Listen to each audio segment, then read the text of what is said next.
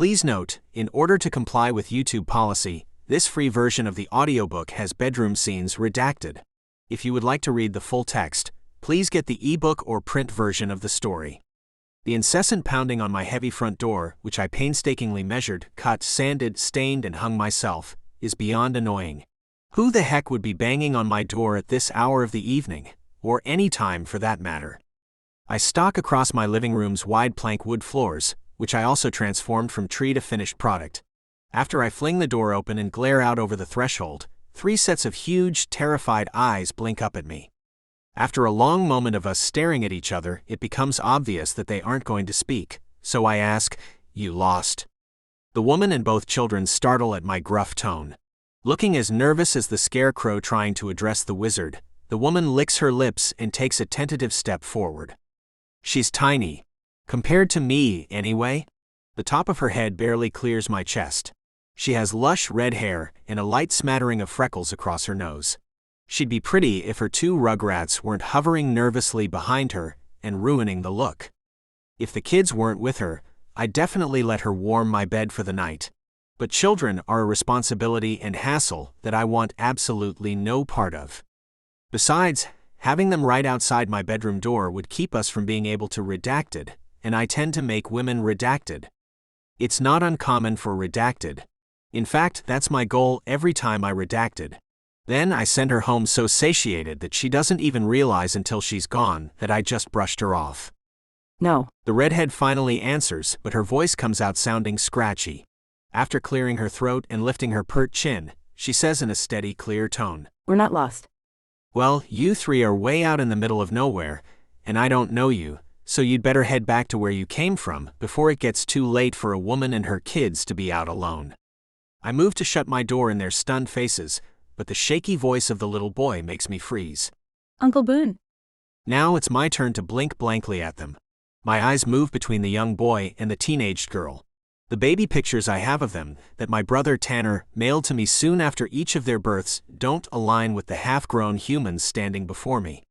My face scrunches in disbelief. Jace. Cleo?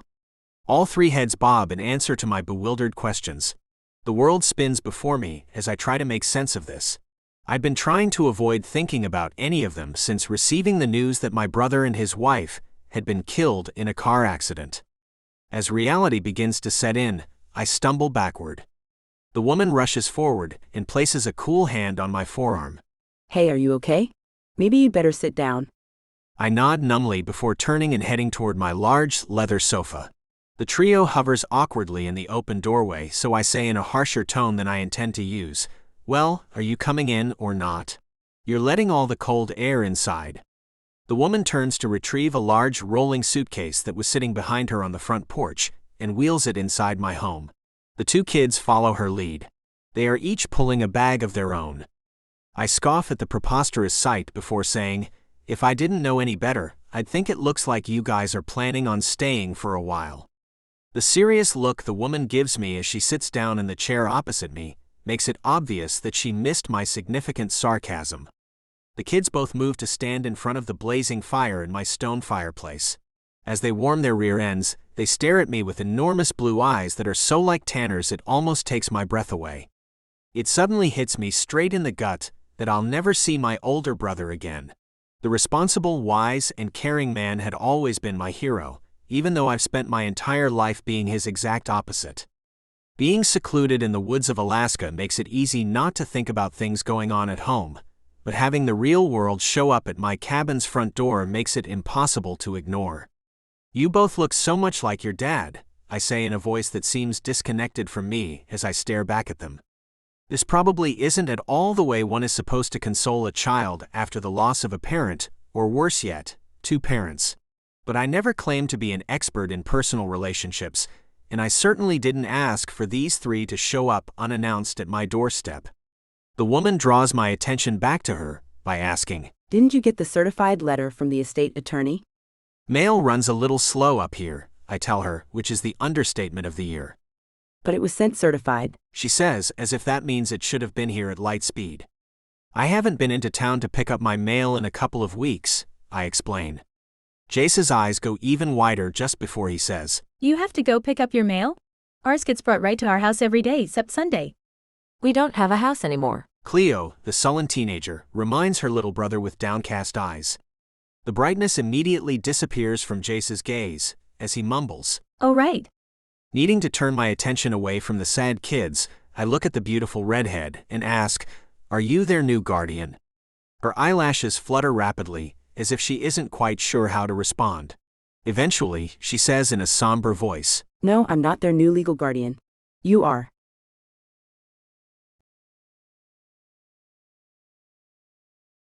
"It's a darn good thing I'm sitting down, or I'm sure my knees would buckle at the woman's ridiculous announcement. I don't even try to keep the shock or dismay out of my tone when I splutter. Me? Nope." The woman glares at me as emerald-hued daggers seem to shoot from her gaze. What do you mean, nope? You can't just turn them away. Your brother and my best friend entrusted you with their children. You don't get to simply decline. Actually, I can, and I do. There isn't room in my life for kids. You're Macy's best friend Quinn, right? You take them. The woman's expression is filled with surprise that I know her name, but that look is quickly surpassed by outrage. Her cheeks flush almost as red as her hair when she says in a crisp tone, That's not the way it works. "Sure it is." I insert more confidence into my voice than I feel, because I sure as heck want this to be the way it works. When the idea strikes, I take in an excited breath before saying, "I'll sign over the rights to them, then the three of you can go back where you came from and live happily ever after." The rights to them? Quinn asks, sounding fully disgusted and on the verge of being infuriated by me. In a scary, quiet voice, she adds, They're not property to transfer. "I know that," I snap. Softening my tone because I want her to agree to my plan, I add, "I just meant that I'll agree to whatever legal mumbo-jumbo agreement that gives you, rather than me, the right to raise them." You don't want us, Uncle Boone? Jace's frightened voice asks from his spot in front of the fire. Cleo puts her arm around her brother, which makes his mouth fall open. It's obvious that this isn't a common gesture of comfort between the siblings. Rather than reassuring the boy, it makes what little hope was left in his eyes fade away. Hoping to put a gentler spin on it, I answer, "It's not exactly that. It's more that you guys don't want me." When it looks like Jace might try to interject, I quickly rush on. I'm no good with kids, and the rural Alaska environment is too extreme and harsh for your little bodies to endure. It's silent for a bit, so I add, "Besides, we don't even know each other." You're all we have left. Cleo mumbles, staring down at the floorboards. My heart breaks for the kids because if I'm their last hope, then we're all in trouble. Hoping to convince them all, I say, "But I'm not. You have Aunt Quinn. I'm sure she's much better with kids than I am, and she probably has a nice apartment in the city with Wi-Fi and an elevator." Quinn's shiny lips purse together, and I know I've hit the nail on the head. She probably has a pristine high-rise apartment that she doesn't want smeared with kids' fingerprints, but that's too bad. There is no way that any parent in his or her right mind would think that I would make a better guardian for these kids than Quinn would. I have no idea what Tanner and Macy were thinking when they assigned me to be in charge of their children, but it is obviously a huge mistake. Perhaps they thought it would never actually happen, or that I would find a way to weasel my way out of it. In any case, this can't happen. I won't let this woman leave these kids here with me. It wouldn't be a smart move for any of us. Needing a distraction, I surge to my feet and head toward the kitchen for a glass of water. Lightheadedness overwhelms me at the sudden movement, but I force myself to push through it. When I return to the living room with my drink, Quinn's expression turns even more perturbed just before she says, We've had a long day of traveling, and we would all appreciate something to drink. Although she doesn't voice it aloud, it's obvious that she's thinking I should have offered on my own. Taking this as further proof that I am not prepared to be anyone's guardian, I set my glass down on the coffee table and head back to the kitchen. Even though my hands are huge, it's a challenge to carry 3 waters at once. I manage to make it to the living room with minimal spillage. When I stoop down before her, Quinn delicately extricates one of the glasses from my grip. Tipping it back, she gulps the entire thing down. I'm trying to make my way over to deliver the kids' drinks to them in front of the fireplace, but I can't keep my gaze from turning back to watch Quinn. She's impossibly gorgeous without even seeming to try. Forcing my eyes to look away, I decide that it's simply been too long since I had a woman's redacted next to mine. Extreme redacted has been known to take over a man's mind and senses. I need to get better control of mine before I say or do something I'll regret. The satisfied sound that emerges from deep in her throat after she downs the water pulls my gaze back to her. She sounds truly astounded when she says, "That is the best tap water I've ever tasted. It's so pure tasting and colder than if the glass had been filled to the brim with ice." Although I don't appreciate the slight sneer she adopted when she said the word tap, there's no denying that a significant part of me likes the fact that she approves of my home's water. I worked hard to get it flowing into my house, and I savor its delicious flavor every time I take a sip. The kids gulp down their waters too, making it clear that all three of them are dehydrated from their long day of traveling to get here. Cleo whispers something to her brother. He bobs his head in answer, so the teen turns to ask me, Could we get something to eat? "Oh sure," I answer. I rub my hand along the back of my neck as I stalk back to the kitchen. What the heck do kids these days eat, anyway? Deciding it's not my fault the kitchen isn't properly stocked since I didn't know they were coming, I call out, "You want venison jerky or peanut butter?" Peanut butter, please. The girl's voice is squeaky when she answers, almost as if she thinks the venison jerky might poison her. After grabbing the jar and a spoon, I deliver them to the kids, even though I'm annoyed that these three have managed to turn me into a waiter in my own home. Jace scoops the spoon into the jar and emerges with a heaping spoonful of peanut butter, which he devours like he's starving. When he hands the spoon to his sister, she eyes it warily, but evidently decides she's too hungry to care. After Cleo takes a large bite, Quinn lets out an exasperated sigh. "Is it too much to ask for you to slap together a few sandwiches or at least bring them their own spoons?" I'm low on supplies since I didn't know I was going to be entertaining company, I say, even though I probably wouldn't have bought anything extra if I'd known they were coming. The last thing I want is for them to get too comfortable here and decide they want to stay. Quinn glares at me, but her hungriness evidently wins out because she joins the kids at the fireplace and holds out her hand for the spoon. Turning back to gripe at me, she says, "Now they've double-dipped in the jar." I wait until she has a big gob of peanut butter in her mouth before saying, "That's okay. I double dip in it all the time."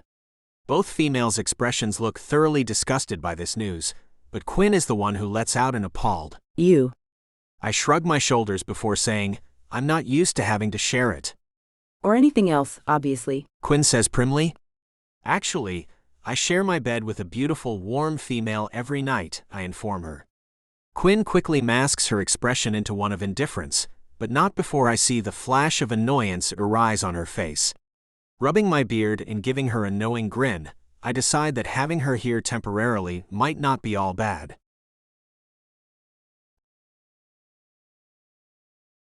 The arrogant grin the blasted man is giving me reminds me of a wolf getting ready to pounce on his unsuspecting prey.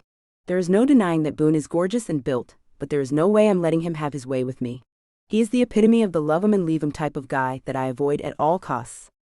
I just need to make sure Macy's kids are settled in and safe, then I'll sprint out of here and back to my real life in New York City. I can't even imagine how awful it would be to stay way out here in the middle of nowhere for any length of time, but the kids are still young and malleable. They'll adjust. Right? For the 100th time since the accident, I wonder what Macy was thinking when she agreed to let her kids be sent out here to this unbelievably rural area to stay with a gruff man they've never even met. It's not like I wanted custody of the kids, but having them live in a luxurious midtown apartment with an aunt by choice rather than blood, whom they know and love, would have to be better than shuffling them off to stay with this stranger. Although I trust my best friend and value her opinion, I can't help but question her judgment in this case. Tanner wasn't the type of man to try to trick her into signing something without her full agreement, and Macy loved her husband, but she never would have agreed to let her children come here if she didn't truly believe it to be for the best. I just can't imagine how this will ever work out. These kids are going to be miserable here. If it was just the lack of conveniences and amenities, I wouldn't be too worried about them because they will eventually get over that. It's the complete lack of any warmth or caring from their uncle that has me concerned. He is a loner, who has been living alone in the wilderness for far too long. Jace and Cleo need to be nurtured and loved. They have just been through a horrific ordeal and they need time and space to heal, but this grumpy mountain man doesn't appear to have a gentle or caring bone in his body. They'll be lucky not to starve with him in charge of their well-being. It's quickly becoming apparent that my hopes of getting them settled in tomorrow and leaving on the first plane out of here the day after is not going to work. This guy isn't the father figure I'd been hoping for. In fact, I'm not sure he even possesses a basic amount of human decency. He proves that point by abruptly announcing, "I'm tired." With that, he raises to his feet and stalks toward the back of the house. I'm so shocked by his rudeness it takes me a long moment to process. Realizing that the last thing I want is to knock on his bedroom door after he goes to bed, I ask in a demanding tone, "Where are we supposed to sleep? And where is the bathroom? It might be nice if you show us around before disappearing for the night." When he turns back, annoyance is etched into his angular features. I take an involuntary step backward, hoping that the enormous man doesn't have a temper. If my semi-pushy outburst irritates him enough to cause a harsh reaction, I can't imagine how awful he'll be when Cleo puts her sassy teenager attitude on full display. He stares at me for a long moment. I glare back at him, refusing to back down. He may not be a hospitable host, but the least he can do is show us where everything is and make sure we have a comfortable place to sleep. Eventually, he holds up a beefy hand to point as he speaks. "Guest bedroom, bathroom, and extra bedding. I'll let the three of you fight over who gets stuck sleeping on the sofa." With that, he resumes his trek without offering to help us get settled. "Thank you so much for the warm welcome," I mutter, only halfway under my breath. I really don't care if he hears my sarcasm, since he's been teetering on the edge of being rude to us since our arrival. He unlatches a heavy back door and lets out a high-pitched whistle. I cross my arms as the howling wind surges in through the opening and gives the entire open-concept room a definite chill. Deciding I can be as grouchy with him about it as he was with us, I say, "You're letting all the cold air inside." I can't even finish the word because my terrified gaze is locked onto the enormous beast glaring at me as it stands with its huge front paws inside the doorway. The animal is much too large to be a dog. The air whooshes out of my lungs as I realize this moron has just let a wolf inside the house with us. My first thought is that I need to lunge in front of the children, but my fight or flight instinct has me frozen in terror. The animal's hair is standing up on the back of its neck as it lets out a deep, angry growl. The striking gray and tan coloring around its white face would be beautiful if its menacing sharp teeth weren't bared in my direction. I gulp as I wonder if this is how it all ends. When the wolf leaps in my direction, I cringe away and shield my face, hoping that he is distracted by me long enough for the kids to escape to safety.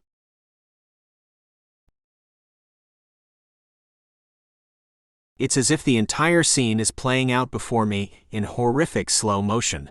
This is the first time I've called Sheba inside when other people are here, and when I see her go into attack mode, I instantly realize my mistake. "Sheba, stand down," I command loudly, but the wolf is already lunging. Her powerful jump sends her flying through the air in Quinn's direction. She hears my firm voice and does her best to obey. The wolf's entire demeanor changes as she morphs from protecting me and our house to greeting a welcomed guest in mid-leap. Although she's no longer angry, it's too late for her to stop. She knocks Quinn down and hovers over her. In an attempt to make up with the woman, Sheba sticks out her long pink tongue and swipes it across Quinn's face. The wind has obviously been knocked out of the woman, but she still manages to sound thoroughly disgusted by Sheba's apologetic kiss. Swiping the back of her hand across her face, Quinn's repulsed "Yuck," carries across the room. Relief surges through me.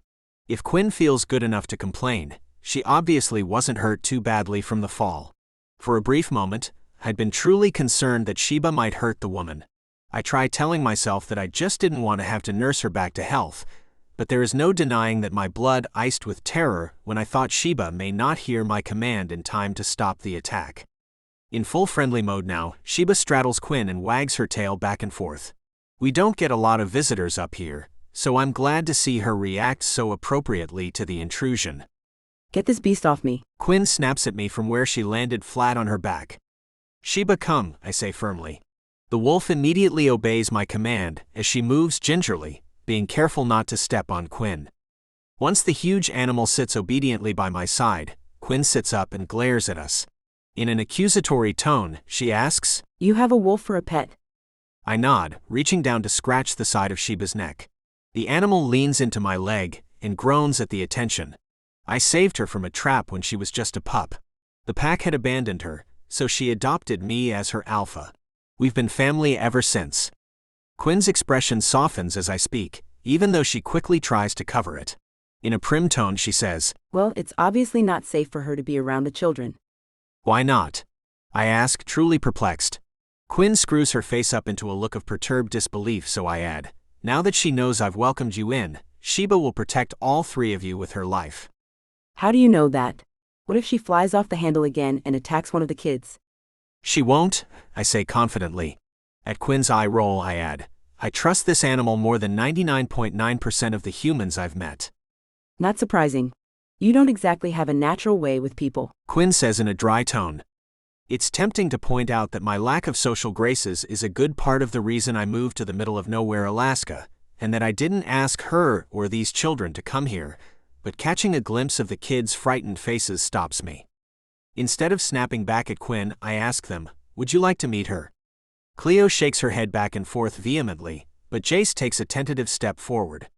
"It's okay," I promise him in what I hope is a soothing tone. Cleo reaches out to stop her little brother, but he is already hurrying in our direction.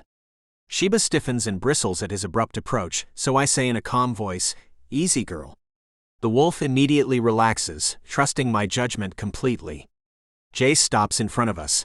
Even though she's sitting down by my foot, the wolf is taller than he is. In a small voice he asks, May I pet her? I nod my approval, glad that my brother taught his son proper manners when approaching animals who don't know him. Jace lightly scratches Sheba's ears. She leans into him and rubs her head along his shoulder. The boy begins giggling, and the two become fast friends. Before long, the wolf rolls over and silently demands a belly rub. Jace quickly complies. Evidently not wanting to be left out of this bonding fest, Cleo tentatively approaches and kneels down. She lets Sheba sniff her hand, then begins scratching the wolf's belly too. Quinn watches the entire exchange, before crossing her arms over her chest and letting out an annoyed huff. She's still sitting on the spot where she landed on the floor. The part of me that was raised to be a gentleman knows that I should go help her up, but I don't want to risk doing anything that might make her feel welcome to stay here. She needs to go home and take these kids with her. I'll let them get a good night's rest, then figure out how to send them on their way in the morning. I've known uptight women like Quinn before. The trick will be convincing her that it's her idea to leave, so she doesn't have anything to put up a fight about. Quick as a wink, the woman is on her feet. She passes by us and sails toward my bedroom door. Turning back, she says briskly, I've had a horrible day, and you owe me one after letting that wolf attack me. I'll be taking your bed and you can sleep on the sofa. With that, she whirls around, grabs her rolling suitcase, and flounces into my room before slamming the door shut. All four of us left in the living room stare after her, stunned by her boldness. Jace breaks the silence by shaking his head and saying in a serious tone, You've got your hands full with that one. I couldn't have summed it up better myself. Reminding myself that it's only one night, I tip back my head and let the chuckle escape. Unwilling to let her think she is won, I call out, Don't get too comfy in there. You're leaving tomorrow. She murmurs a response, but it's muffled by the closed door. Deciding that's probably for the best, I move to get some blankets from the hall closet. Apparently, Sheba and I are sleeping in Couch City tonight. The kids use the restroom and change into jammies, then go to their room and climb into the twin beds. Turning out their light and closing their door makes me feel a bit too domesticated, so I decide to take a hunting trek out into the woods for a few nights after they leave. Sheba lets out a great huff before flopping down on the floor beside the couch. She's used to sprawling out and hogging 3/4 of my king-sized bed. My feet are hanging off the end of the couch, so the thought of petite Quinn having all of that comfortable room to spread out in my bed makes my blood boil, not in the good way, until my wayward mind starts to wonder about the skimpy little nightie she likely wears to bed. Refusing to allow myself to think of her in that way, I flop over and try to go to sleep. Rather than counting sheep, I chant quietly to myself, It's only one night. It's only one night.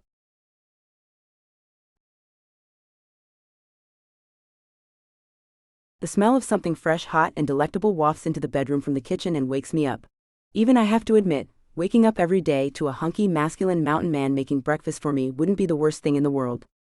I make use of Boone's large ensuite bathroom before venturing out of his bedroom. Even as I'm doing it, I wonder why I'm taking the time to flip my head over to run a brush through my hair, then putting on some black mascara and pink lip gloss. My hope is that I look like I naturally wake up with sleek hair, thick eyelashes, and shiny lips.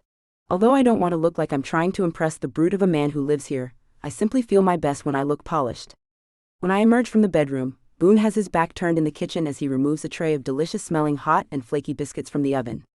I take the opportunity while he's distracted to tiptoe toward the only closed door in the room that I don't know where it leads. Sheba lifts her head at my sneaking. I shake my head at her as if she'll understand that I don't want her to draw Boone's attention to me. Miraculously, the wolf rests her chin back down on her huge paws, apparently unconcerned about what I'm up to. Deciding that if he catches me, I'll pretend like I thought this was the kids' room, I reach out toward the door handle. Don't even think about opening that door. Boone's gruff, annoyed voice startles me. I glare in his direction. His back is still turned to me. Under my breath, I mutter, does he have eyes in the back of his head? Yes, as a matter of fact, I do. He grouches. I hadn't meant for him to hear the sarcastic question, but since he did, I unleash my curiosity as I move into the kitchen to pour myself a mug of the freshly brewed coffee. Why can't I look in there? Is that where you keep the dead bodies? His startled laugh bursts out before he has a chance to contain it, and I find that I like the deep sound of it a lot. When Boone smiles, his entire countenance changes from broody and scary into someone who almost seems approachable. Unfortunately, it completely steals my breath away. He finally answers my question. Perhaps. It's my turn to laugh, but it emerges as more of a nervous chuckle. He can't possibly be serious. Can he? Once my giggles subside, I say, I'd like to have a look in there to see if it's big enough to be an extra bedroom. Why? He asks in a super wary tone as he stirs the bubbling sausage gravy on the stove. The kids aren't going to want to share a room for long, I answer, surprised that he didn't come to this conclusion on his own. No self-respecting teenage girl would be willing to sleep in the same room with her little brother for any length of time. It's his turn to give me a confused look before saying, Not a problem then, since you three will be leaving today. My head whips back so I can return his glaring gaze. In a firm tone, I tell him that's not happening.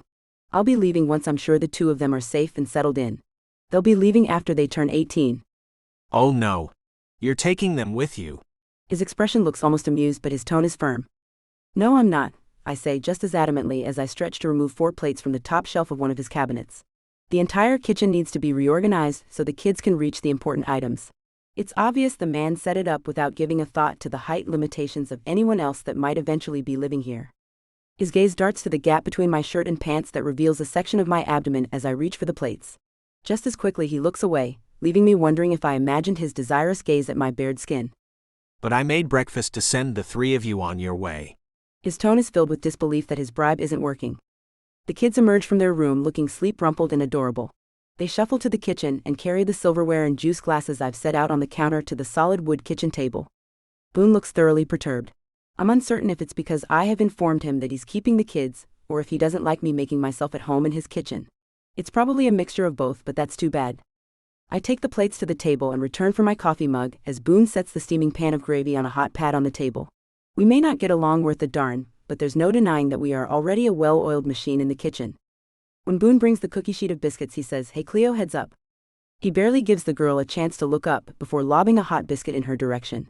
She proves she has lightning-fast reactions by flinging her hand up and catching it in her palm. "Nice," Boone says approvingly, which makes the girl grin down at her plate. As much as I hate to admit it, even to myself, it's the first time I've seen the teen smile since the accident. "Never one to be left out," Jace yells excitedly. Toss one to me, Uncle Boone. Boone obliges, but the biscuit grazes the top of the boy's fingertips and lands on the floor. I involuntarily hold my breath as I wait to see what Boone's reaction will be. His expression seems to be perpetually annoyed, so it's hard to tell if he's going to lose his temper. When he lets out a high-pitched whistle, all 3 of us startle at the sound. Sheba pounces on the biscuit and literally wolfs it down. I see now where that expression comes from. Boone holds up another biscuit and looks directly at Jace as he says, Catch this one. Sheba doesn't need any more carbs. The boy nods solemnly as if this is the most important catch in the history of baseball. The tip of his tongue pokes out between his lips as he focuses intently on making this catch. Boone lobs the biscuit in the child's direction. When Jace catches it with one hand, all 4 of us cheer with excitement. The boy's face is bright with joy as he breaks the biscuit in half and tops it with a heaping ladle full of gravy from the pan. He digs into his breakfast as if it is the grandest feast he has ever encountered.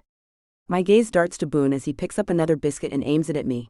Before he has a chance to throw it at me, I say in a crisp tone, "Don't even think about it. I don't eat food that is thrown at me." Strange rule. Boone weighs in as he shrugs his shoulders and splits the biscuit for his own plate. As he adds 2 more biscuits and generously douses them with gravy, I reach for a biscuit of my own and top it with gravy. This is so good, Jace says around a big mouthful of food. I ignore the fact that he's speaking with food in his mouth, deciding this isn't the right time for a manners lecture. Boone nods in agreement as he shakes a generous amount of pepper onto his plate. Yep, the secret is to add pork trimmings into the venison, so it has enough fat to make a good sausage. Cleo and I both freeze mid-chew, staring with wide eyes at each other. The urge to gag is nearly overwhelming as I ponder Boone's words. I don't think I can swallow the food in my mouth, and it seems to be growing larger by the second. Spitting it out is sure to infuriate Boone, but I don't know if I'll be able to manage to choke it down. Obviously not as worried as I am about offending Boone, Cleo reaches for a napkin and spits her half-chewed bite into it. Boone looks at her like she has just set his shirt on fire. Unintimidated by his glare, Cleo sputters, Venison? You made the sausage with deer meat? Of course. Boone answers as if this is the most normal thing in the world. You eat what you hunt out here. I don't mark the freezer packs, so I'm not sure if this meat is reindeer or elk, but it tastes good either way.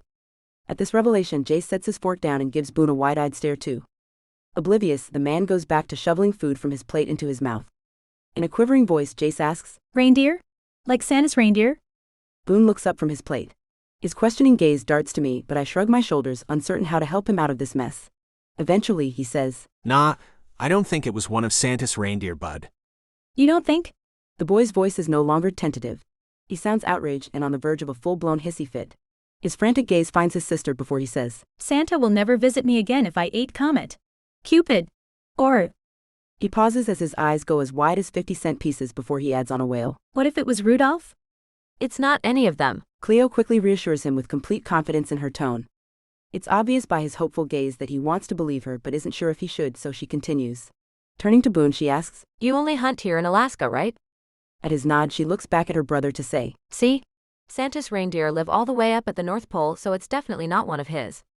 You're sure? He asks. His lip is quivering, but his tone has taken on a tentative bit of hope. I'm positive. She assures him before looking down to scrape the gravy off her biscuit. Boone glares at her, but when she asks him for some jelly, he stalks over to the refrigerator and delivers a jar to her. After Cleo plops a hefty dollop of the red spread onto her biscuit, Boone grouches. Use that sparingly. You'd be surprised how much I have to trade to get fresh fruit jam. Openly glaring at him and practically daring him to object, she dips her spoon into the jar and retrieves another heaping scoop, which she drops onto her biscuit.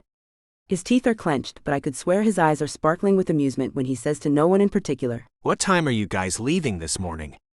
We're not, I remind him sternly. After taking a sip of his coffee, he angles his head toward the closed door I was trying to sneak into earlier and says, Perhaps I need to make that a body storage room, after all.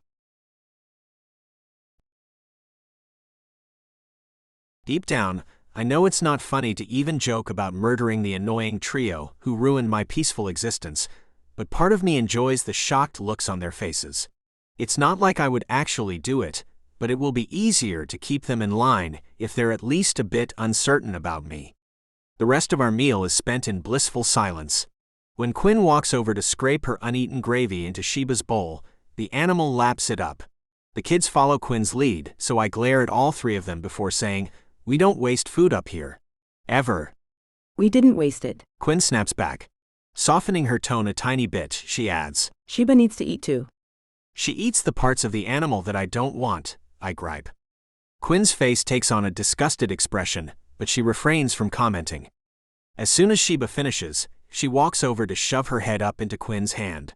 The woman pets the traitorous animal, as I scrape the leftover gravy from the pan into a plastic container to put in the fridge. Of course, the wolf loves Quinn. The blasted woman gave her my food. Out. I say abruptly enough to startle all three humans. Sheba obediently trudges to the back door. As soon as I open it, she runs out into the woods. You didn't have to send her away, Quinn says quietly. She loves it out there. Besides, she'll be back tonight in time for dinner, I say confidently, even though I don't owe the woman an explanation. Silently, I add, Sheba will probably be home early now that she knows about sausage gravy. Cleo catches my attention as she waves a small electronic device around in the air. With an exasperated huff, she says, I can't seem to find a signal. Nor will you, I inform her. At her appalled look, I add, It's really not worth paying for service up here. There are a few spots in town where you can pick up a weak signal, but you practically have to stand on one foot and wink the opposite eye to make it work. No one laughs at my feeble attempt at humor. Quinn says, Just give her the Wi-Fi password and she'll be happy. I shake my head. Don't have one of those. You don't have Wi-Fi? The astounded question comes from Jace. Nope. No need for it, I answer. The boy's mouth hangs open for a long moment before he asks, But how do you play video games with anyone else or instant message or buy stuff? I find his shock to be amusing, but the females are giving me identical questioning gazes as well, so I answer, I don't do the first two, and I buy stuff in town. After blinking blankly for several seconds, Quinn says, I think we'd better go into town today then. I glance outside to gauge where the sun is in the sky. It's a little late to be leaving, but this might be my best chance to convince them my lifestyle won't work for any of them. Finally, I say, Okay, but we gotta get a move on if we're going, so we can get back before dark. Dark. How far is it to town? Quinn asks me, sounding stunned. Just over an hour, I assure her before adding, but the daylight hours are getting shorter now. When winter rolls around, we'll have a long spell when the sun never rises above the horizon here in the northern region of Alaska. Like how long of a spell? Cleo asks me, sounding alarmed. I shrug my shoulders. I'm not exactly sure. A couple of months, I think. At her horrified look, I add, you can look it up on the internet when we get into town. I don't think I want to know. She answers in a morose tone. Turning a hopeful gaze to Quinn, she says, You can't leave us out here in never-ending darkness. Please, Aunt Quinn. I don't appreciate her bad attitude towards my home, and it's tempting to point out that Quinn is not in fact her aunt, but the teens' unhappiness may just be the key to getting all three of them to go back where they came from, so I refrain from commenting about the extra daylight hours we get in the summer. I certainly don't want to say anything that might convince the girl that she wants to stay. Instead, I announce that I'm going to take a shower and march into my bedroom. Slamming the door feels good, since it's the only acceptable way I can think of to release some of my frustration with this entire situation. If they don't leave soon, I'll need to chop some wood to release this excess energy, and by some, I mean half a forest. The wait for the two females to get ready to go into town is interminable.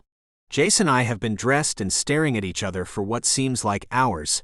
Even though he can't possibly know the answer, I grumble, how much longer are they gonna be?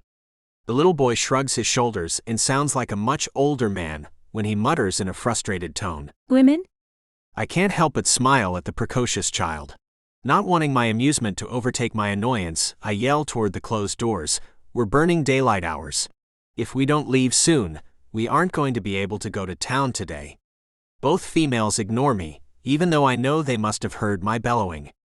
Eventually, Cleo emerges wearing a great deal of makeup for a teenager, especially in rural Alaska. Deciding she's Quinn's problem rather than mine, I refrain from commenting on it. When the teen raises a starkly defined black eyebrow in my direction, I realize that she'd been hoping to get a rise out of me. Glad I didn't fall for it, I stand and head toward the door before calling out over my shoulder, I'm leaving with or without you.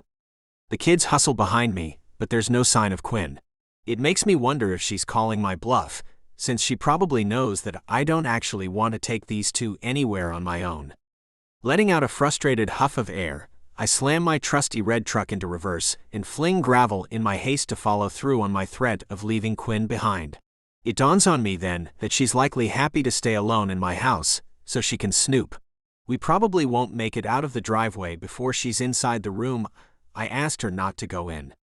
I'm torn about whether to leave her behind. The last thing I want is to look weak in front of Quinn or the kids, but I've backed myself into a proverbial corner. At this point, I really don't have any choice but to go without her. With one last hopeful gaze in the rearview mirror, I put the truck into gear and head down my winding driveway. A flash of movement catches my eye, and relief surges at the sight of Quinn sauntering out the front door of my cabin. She's taking her sweet time, and looks like she's ready for a runway modeling gig, rather than a trip to the old General Mills store in town. When she opens the truck's passenger door, the kids slide toward me on the bench seat. Quinn has trouble climbing up into the truck's tall cab, due to her long, narrow skirt. It's tempting to go wrap my hands around her waist and lift her up so we can get a move on, but I have enough sense to know that putting my hands on her will only make me want her more. Eventually, she wiggles her way up.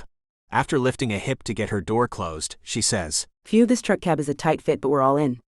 Leaning around the kids to look at me, she adds, You really need to get foot rails for this thing. Annoyed by her presumptiveness and demanding tone, I say, no need for them. Most of the people who ride with me have enough sense not to wear clothes that restrict their movement. She ignores my dig, so I ask her the question I've been wondering about since stepping outside. Where is your rental car parked? Oh, we don't have one. I wasn't sure how long I'd be staying, so I hired a car service to bring us from the airport. She answers. I shake my head and let out a low-pitched whistle. Bet that ride cost a pretty penny. She picks at an invisible piece of lint on her black skirt before answering. It wasn't that bad. It was over $400? Jace tells me. Whoa. I bug my eyes out, appropriately impressed by his revelation. After glancing away from the road, I see Quinn's lips pursed in annoyance. Deciding to give her a bit of credit, I say, "That was a gutsy move. What if I hadn't been home?" You were sent a certified letter. Her tone is filled with exasperation. I nod. That reminds me. We need to stop by the post office. I bet there's a letter there to warn me about your impending arrival. Both kids snort with laughter. It's obvious that Quinn is trying not to smile, but she is unsuccessful with that mission. Turning my way, she says in a prim tone, Well, it all worked out just fine. Didn't it? I allow the frustrated sound to emerge. I can tell the moment Quinn sees Cleo's bold makeup by her quick intake of breath. It only takes a moment before she recovers her wits enough to say, You look lovely, sweetheart. Nice job with your eyeliner wings. You'll have to show me how you got them so even. I almost can't believe my ears. The blasted woman isn't going to do anything to help curb the teenager's obvious rebellion. It's almost like Quinn truly believes the kids are my problem, rather than hers. Annoyed beyond reason, I snap, You both look like you're ready to attend a fancy dance rather than a quick stop at the general store. Angling a glare at Quinn before looking back at the road ahead of us, I sneer, I bet you were your school's prom queen, weren't you? No, as a matter of fact, I wasn't the prom queen. She answers in a prim tone. I can practically hear the smile in her voice when she adds proudly, I was our homecoming queen. I can't keep the chuckle from emerging, but I temper it by rolling my eyes skyward and saying, that explains so much. As we drive into town and park, I look around in disbelief. I try but fail to keep the disappointment out of my tone when I say, This is it? We drove all of this way to get here? Yep. Boone answers as if the tiny, unimpressive burg is as grand as any big city. Does it even have a Walmart or Target? Cleo asks him, sounding as appalled as I feel. No, we don't have many chain stores up here. Boone tells her. The teen mutters. Or anything else, apparently. But Boone ignores her sassy attitude, opting instead to climb out of the truck and lope into the store without us. Realizing we are getting left behind, I open the truck's passenger door and hop down. The kids scramble behind me as we climb the steps and open the creaky door to the general store. The dusty, wide slat wood floors remind me of a set that would be used for old-time photographs recreating a saloon in the Wild West. The store has basic necessities, but it's not the superstore I'd been hoping for. I grab a basket and begin tossing in pre-packaged food. Turning to the kids, I say, They sure aren't big on fresh produce here, are they? Boone's deep voice coming from right behind us startles me. Fresh is a luxury in these parts. Yeah, we're starting to get that. Cleo mutters as she picks up a canister of powdered lemonade. Glaring at it, she asks, Don't they have the pink kind? That's the only one I like. It's the same stuff. Boone growls as he tosses the yellow canister into his basket. No, it isn't. Cleo answers just as stubbornly. When Boone angles a narrow-eyed glare in her direction, she adds, I'm not drinking that swill. Swill. Boone bursts out. His lips are upturned into a smile, but it's obvious that he is not amused by Cleo's antics. In a menacing tone, he adds, I could show you swill. Stop it, both of you, I snap. We're all going to have to make some adjustments for this to work. You don't. You're leaving us here alone with that barbarian. Cleo yells at me, pointing at Boone as if he is the devil. Not until I'm sure you're settled in, I assure her. The entire exchange leaves Boone looking annoyed enough for steam to emerge from his ears. I'm almost surprised when it doesn't. Glaring between me and Cleo, he says, I didn't ask for any of this, and I don't want it. With that, he leaves his basket and slams out of the store. Part of me feels bad for the man. I'm sure we are disrupting his life in ways he never imagined. But we are all dealing with a lot, especially these kids. They became orphans in the blink of an eye, and we need to tread lightly with them. I'm sure Boone left the store to get some space from us, but he doesn't get to play the victim here. I refuse to walk on eggshells around him, and the sooner he figures that out, the better. I need to know that these kids will be safe and secure in his care before I can leave them alone with him. Turning to Cleo, I say, Keep an eye on your brother and stay inside the store. I'll be right back. After I emerge from the store, it isn't difficult to find Boone. It's not like the tiny town boasts numerous places to hide. I walk up behind him as he stands at a railing looking out over a beautiful snow-capped mountain range. Even though I tried to be quiet, Boone senses my presence and says, I don't know how to deal with this. Me neither, I admit quietly as I move to stand beside him. When he remains silent, I add, None of us do. These kids have had their entire world flipped upside down, so they need us to be strong and steady. They don't know how to live without their parents because they've never had to do it before. They're looking to us for guidance. But I don't have any idea how to give them what they need, he says. Turning to look down at me, he adds, I wish I did, but I don't. I feel bad for the man. Perhaps his bristly exterior is simply a defense mechanism to keep anyone from trying to get too close. It seems like he at least wants to do the right thing for Cleo and Jace, which is extremely promising. Hoping to reassure him, I say, "We'll figure it out." We won't. He snaps. You're leaving as soon as you decide they're relatively safe with me. His accusatory tone makes my head whip back as if he has slapped me. Of course I'm leaving. I can't live here. He covers the angry flare in his expression at my scoff, but not before I see it. Tempering my tone, I add, "I have a career in fashion to get back to in the city. Besides, you don't truly want me to stay. You're just scared about taking care of them on your own." Reaching out to press my palm to his scruffy face, I add, "I would be too. Anyone would be." I could swear that he leans in ever so slightly to my tender touch, but as quick as the vulnerability happens, he turns away from me. Speaking toward the mountain peaks, he says, Perhaps you could take a leave of absence from work and stay until the kids are comfortable with me. There is no denying the hopefulness in his tone, so I don't dare to tell him that I doubt if Jace and Cleo will ever be truly comfortable with him. Instead, I say, "I'm already using all of my vacation time to be here. I need to leave in a few days." His jawline twitches as if he is clenching his teeth at this news. Trying to make light of it, I add, "Fashion waits for no one." Using a hand to indicate his light gray Henley blue flannel Sherpa-lined jacket and well-worn jeans, he says, I obviously know all about the fashion scene. "You managed to make the angry mountain man look work," I blurt out before I have the chance to think it through. Did I actually just flirt with him? The warm look he's gracing me with makes me think I did. If I didn't know better, I would swear his eyes are sparkling with amusement and perhaps a tiny flame of desire. Cleo's voice interrupts the moment. Are you two coming back inside the store? We've already circled all of the aisles 3 times and we're ready to go. Ever the peacemaker, Jace says. Cleo said she'd try the yellow lemonade, even though it will probably look and taste like pee. This revelation makes us all chuckle. Hoping to make the most of the bonding moment, I say, "This calls for a group hug." The kids pretend to be reluctant about the embrace, but it's obvious by their expressions that they are secretly enjoying it. I can't help but notice how wonderful it feels to have Boone's warm, strong arm around my shoulders, but I try my best not to focus on that. The 4 of us stay huddled together for a long moment, each of us lonelier for companionship, connection, and human touch than we care to admit. Cleo eventually breaks the hug. She heads back toward the store but calls out over her shoulder, The only nice thing about being stuck in this crappy little town is that I don't have to worry about anyone seeing your sappy, ridiculous displays of affection. and just like that, we're drop-kicked back to the reality of life with a moody teenager. Boone looks at me and says, You're not really going to leave me here alone with her, are you? Jace jumps in to remind the man. You won't be alone with Cleo. I'll be here. That makes me feel so much better. Boone answers as he lifts the boy into his arms to carry him back into the store. I can't help smiling over the sweet interaction. Boone's sarcasm sailed right over Jace's head, but I can tell there was a kernel of truth in his words. It's obvious that the man is starting to truly care for the kids, despite his best intentions to the contrary. I'm brought out of my reverie when Boone turns back to ask me, You comin', or are you planning to stare at my rear end all day? Busted. Jace calls out before cackling gleefully. I shake my head at the ridiculous males before saying to Boone, "You wish," even though I had in truth been checking out his backside. The man lets out a happy chuckle as he walks into the store. My eyes are instantly drawn back down to his tight buns and his form-fitting jeans. As if he has eyes in the back of his head, Boone turns back, catches me ogling him, and gives me a flirty wink. Unable to resist, I follow him inside.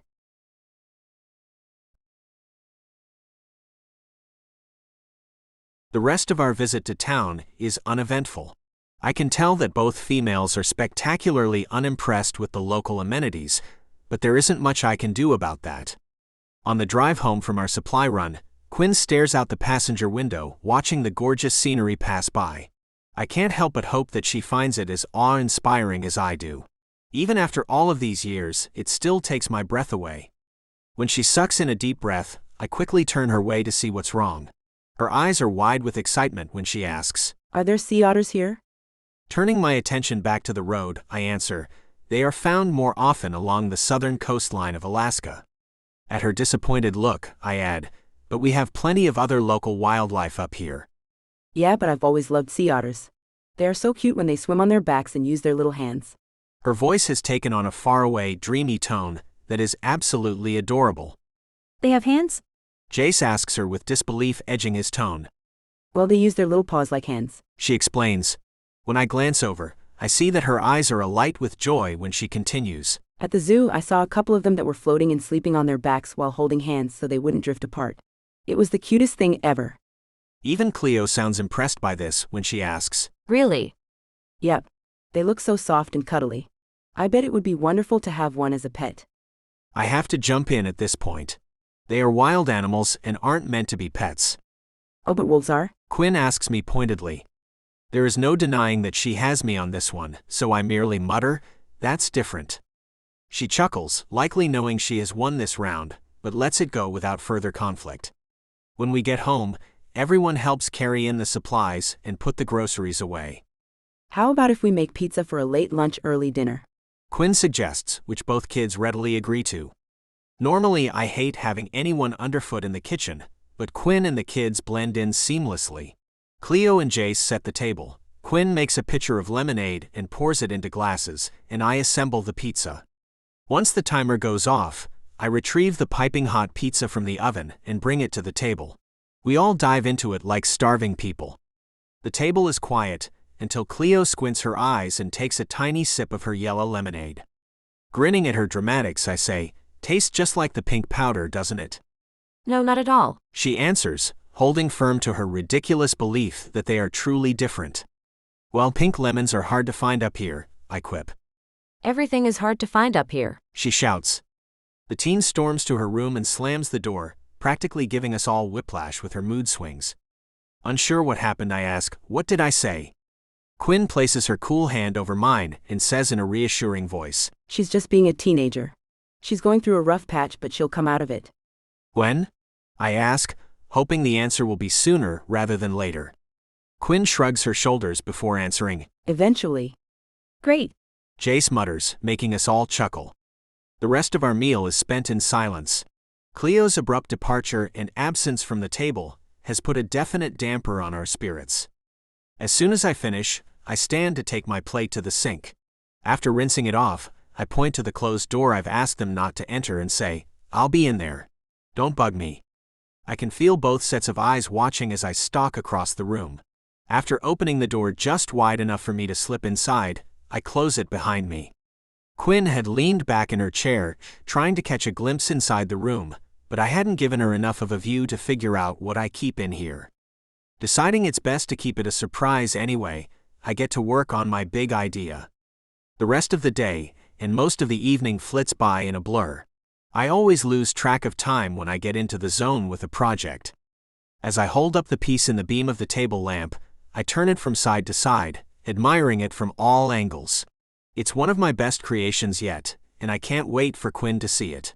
I hope she likes it. When I emerge from the room, Quinn and Jace are both engrossed in books. Neither one even bothers to look up, as I take long strides across the room to my bedroom. Once I've accomplished what I need to in there, I return to the living room. Since I don't feel like reading, I ask Jace, "Want to play cards?" I guess.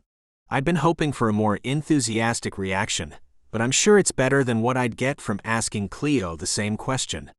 Quinn sets her open book down on her lap. What game are you playing? After thinking it over for a moment, I ask, "How about Uno?" They both smile and nod their heads. Jace says, I love Uno. Quinn tells us, I'm unbeatable at Uno. "We'll see about that," I challenge as I retrieve the cards and begin shuffling the thick deck. Even though our game gets rather rowdy, Cleo never pokes her head out of the guest room to see what we're up to. Quinn wonders aloud if we should check on her, but Jace and I both agree that it's best to leave her some space until she decides she's ready to be around us again. After we each win one game, Quinn declares it a tie before yawning loudly into her hand. Okay, off with you too. You're sitting on my bed. I don't bother to hide the surprise in my expression that she is willing to give up my bedroom and sleep on the couch tonight. I'd been expecting her to demand that I sleep out here again. At my questioning gaze, she says, You are way too tall to sleep on this sofa, but I'll probably fit perfectly. "It's okay. I really don't mind sleeping out here," I tell her. Sheba lets out a great huff from her resting place at my feet. Quinn chuckles before indicating the wolf and saying, Well, someone misses her usual spot in bed. "Sounds like it," I agree before brightening with an idea. "You two can take the bed." Quinn looks wary as she says, I don't know if that's a good idea. Desperate to get her to go into my bedroom, I say, "Well, you at least need to go in there to use the restroom and change, since all of your stuff is in that bathroom. Right?" Good point. She answers as she stands to go to my room. I let out a relieved breath, but quickly find myself holding it again when she doesn't immediately emerge from my room. I stare at the closed door and wonder if I'm going to have to point out her surprise to her. Eventually, the door opens and Quinn says in a quiet voice, Boone, could you come in here for a second? Sure, I answer. My voice sounds croaky. As I walk, I wonder if she found her gift or if she's having me come in there to kill a spider for her. After I enter the room, I'm surprised when she closes the door behind me. Beaming from ear to ear, she holds up the wooden carving of a sea otter mama and baby, which I left on her pillow. Did you make this for me? I did. I answer, unable to wipe the wide, proud smile off my face. I'd been confident that she would like it, but the look of absolute delight in her eyes makes me want to carve her 1,000 sea otters. This is what you do in that secret room, huh? She looks overly pleased with herself when I nod and answer. I stare down at the floor, unable to meet her gaze when she gushes. Well, you are very talented. This is gorgeous. Thank you. With her final 2 words, she tips up onto her toes and gives me a tentative kiss. Her lips are soft and tender against mine. Instantly craving more, I deepen the kiss and rake my fingers through her long red locks. When she opens her mouth, what little self-control I had left slips away. I press into her, desperate for all that she's willing to give me. She meets my unbridled desire with a barely contained passion of her own, as her hands slide inside my shirt. When she rakes her fingernails lightly down my back, they create a tingling trail in their wake that makes all of my blood rush to redacted. I'm so lost in our all-consuming kiss that I barely register when the bedroom door flies open, until Jace says in a frantic tone, Cleo's gone?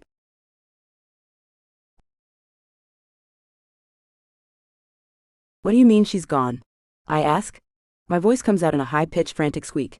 It's a dumb question, but my mind is sluggish with both the heat of passion from Boone's marvelous kissing and the dousing of icy terror from Jace's frightening announcement. She's not here. Jace answers. His already big blue eyes are enormous as he blinks up at us. It's obvious that he expects us to know what to do, but an angry runaway teen is completely out of my wheelhouse. Boone's complexion has drained of all color, making it obvious that he feels like he's in way over his head too. Determined to regain my wits, I shake my head and say, okay, she can't have gone far. Right? When both boys merely stare at me, I begin pacing. One of us needs to stay here in case she comes back. The other 2 can go out looking for her. I hope my voice sounds rational and logical, but I can't hear it over the pounding of blood in my head. Suddenly, Boone sweeps into action. He rushes over to a cabinet in the bedroom and retrieves some flashlights and 2-way radios. Handing Jace and I each a walkie-talkie, he says, We can use these to communicate with each other. After a quick lesson on how to use them, Boone and I head outside. I make Jace promise to lock up and not to open the door except for one of us, Cleo or the police. By silent agreement, Boone and I head in opposite directions in the woods. He calls out after me, Stay on the path so you don't get lost. I'll try, I promise, even as I realize the path is overgrown with brush and darkness has fallen. It seems like I walk for hours, but it's probably actually only a few minutes. Heavy shadows sprawl across the path, creating creepy-looking monsters on the ground. If I wasn't so worried for Cleo's safety, I would be terrified out here alone. I can't imagine why she would want to be out here by herself. My walkie-talkie squawks with Boone's voice, but it's so scratchy I can't quite make out what he's saying. Pushing the button like he showed me, I ask, did you find her? No. The single word is plain, but the indiscernible speech after that isn't. Deciding he's probably just checking in, I say into the radio, me neither. It's starting to get chilly, so I cross my arms over my chest, wishing I'd thought ahead to bring a jacket with me. At least I'd already changed out of my pencil skirt into the comfy leggings and oversized t-shirt I was planning to wear to bed. An ominous chill races down my spine as I move aside a limb that has grown across the path and step into a clearing. I'm hoping that Cleo had enough sense to dress warmly when I see the hulking shadow in the distance. I freeze in my tracks and squint my eyes in that direction, trying to figure out what is out here. It's tempting to point my flashlight in that direction, but I'm too afraid to draw any more attention to myself. Whatever it is, it can likely hurt me. As I stand there trying to figure out what to do, the air is eerily quiet, except for the loud breathing. Whatever is over there is panting loudly. Deciding I have to do something, I shine my light in the direction the noise is coming from. Panic ices my veins when I realize what's with me in the clearing. Lifting the walkie-talkie to my mouth, I push the button and whisper the word, bear. On my way. Boone whispers back. While I'm thankful that he managed to make out the croaky word and that he's headed this direction, I have no idea if he'll be able to get here in time to help. He headed in the opposite direction of me, so he has to backtrack, then follow the path I took. I doubt this animal is just going to hang out in his corner and wait for Boone's arrival. Even if Boone somehow makes it here, he likely isn't going to be any competition for an angry grizzly bear. I remain frozen in place, frantically searching my mind for rules about what to do in case of a bear attack. Should I try to make myself seem big and yell? Play dead? Run? Climb a tree? I'm pretty sure those last two are no-nos, but I'm really not sure. I'd taken several self-defense courses as a single woman in the city, but bear encounters in the woods weren't something we covered. Just when I make up my mind to slowly turn and quietly walk in the opposite direction, I hear her. Cleo's terrified voice wafts across the clearing. I'm Quinn. Hoping I imagined it, I shine my light back toward the animal. Sure enough, there are two shadowy figures in the far corner. As frightened as I was for my own safety, sheer terror surges through my limbs when I realize Cleo is out here with this huge wild animal. I have to do anything in my power to save her, even if that means sacrificing myself. Since leaving is no longer an option, I begin creeping slowly forward. Instinct tells me not to make any sudden movements that might risk angering the enormous animal. When my foot lands on a stick, the cracking noise is practically deafening in the nearly silent meadow. I freeze in place, desperately hoping my movement isn't going to prompt the bear into action. The bear lets out a huffing snort. Sensing this can't possibly be a good sign, I call out to Cleo, start slowly backing away. I'm close enough now that I can see their outlines without the benefit of my flashlight. I watch horrified as Cleo stumbles backwards and falls on her rear end. She scrambles back on all fours, trying to put some distance between her and the dangerous animal. At her sudden movement, the bear begins moving forward, still on all 4 feet. Unable to simply stand there and watch the teen get attacked, I resume my trek toward them as quickly as I dare, trying to avoid making the bear feel threatened. As I move closer, I'm stunned by the sheer size of the animal, but my fear for Cleo's safety propels me forward. When I reach her, I shove the terrified girl behind my back and face the irritated bear. There are several feet of distance between the two of us and the wild animal, but I know it isn't enough to make a difference if the bear decides to attack. Back away, I whisper to Cleo, but my hushed words seem to anger the animal. It stamps one of its huge paws at the ground before lumbering in our direction. Every instinct in my body is telling me to run, but I innately know we won't be able to outrun the big bear. When it becomes obvious that the bear isn't going to stop, I shove Cleo backward and yell the word, "Go," before shielding my face with my arm. Bracing myself, I wait for the animal's sharp claws and gnashing teeth to tear into my flesh. My last thought before everything goes dark is that I hope Cleo somehow manages to get away while the bear is distracted with killing me.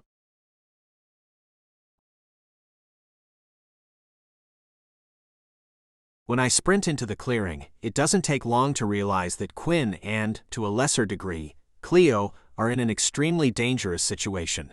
The bear is charging in their direction. It will get to Quinn first, but will quickly turn its attention to Cleo if I'm not able to stop it in time. I lift the rifle I picked up from my truck as I ran past the house to follow this trail. The shooting conditions couldn't be much worse. It's dark, I'm a significant distance away, Cleo and Quinn are near the target, and the animal is on the move. As close as the bear is to Quinn, I know that I'll only have time to fire one shot before the animal attacks her. I have to make this a kill shot, and my aim has to be true. After expelling the air from my lungs, I level the gun and fire. I'm horrified to see Quinn crumple to the ground. My panic is so overwhelming and all-consuming as I rush forward that I don't even give the enormous bear another thought. I have to get to Quinn. If I've shot her, I'll never forgive myself. Not ever.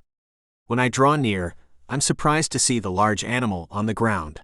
It looks like my shot was a direct hit in its head, just like I intended. My only concern is for Quinn. I can't imagine what happened to her.